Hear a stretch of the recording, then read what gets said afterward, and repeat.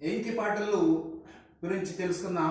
నండూరి సుబ్బారావు గారు రచించినటువంటి ఎంకి పాటలు విశేషాలు. ఎంకి పాటల మాండలికం గోదావరి జిల్లాలు మరియు విశాఖ తూర్పు ప్రాంతంలో ఉన్నటువంటి మాండలికానికి సంబంధించినటువంటి భాష నండూరి సుబ్బారావు గారు రాసినటువంటిది.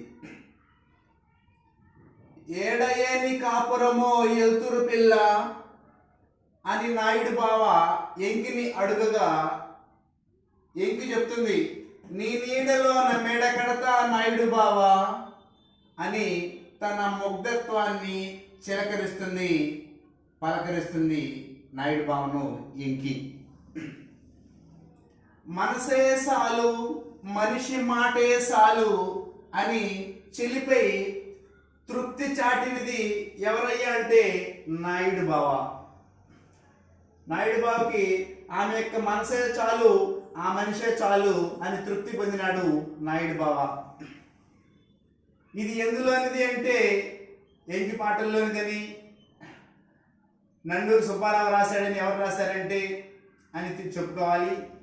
ఈ రేయి నన్నల్ల నేరవా రాజా ఎన్నెల్ల సొగసంత ఏటి పాలేనటరా అని అన్నది ఎవరు అంటే ఎంకి.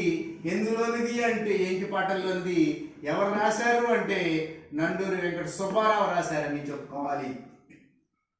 అయితే కస్సుమంట ఎరుగాలి నెగబోసింది, ఏటి కడుపున దాగి తోట నిదురోయింది, ఎలుతురంతా మేసి ఏరు నెమరేసింది అనేటువంటిది ఎంకి పాటల్లోనిది. ఎంకి కాశీదేవుని దర్శనానికి వెళ్ళినప్పుడు కాశీదేవుని ఎదుట గర్వాన నిలిసింది, తల తమ్ముడుకొని తాను తబ్బిబ్బులైనాడు అని ఎంకి కాశీదేవుని దర్శనానికి పోయినప్పుడు అక్కడ పరిస్థితిని తెలియజేస్తున్నటువంటి చరణం ఇది.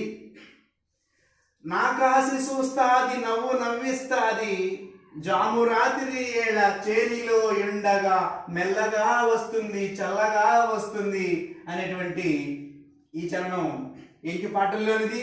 ఎవరు రాశారు అంటే నండూరి సుబ్బారావు రాశారు. ఎవరి గురించి అంటే ఇది ఎంకి గురించి నాయుడు బావ చెప్పుకున్నటువంటి విషయాలు విశేషాలు. ధన్యవాదాలు.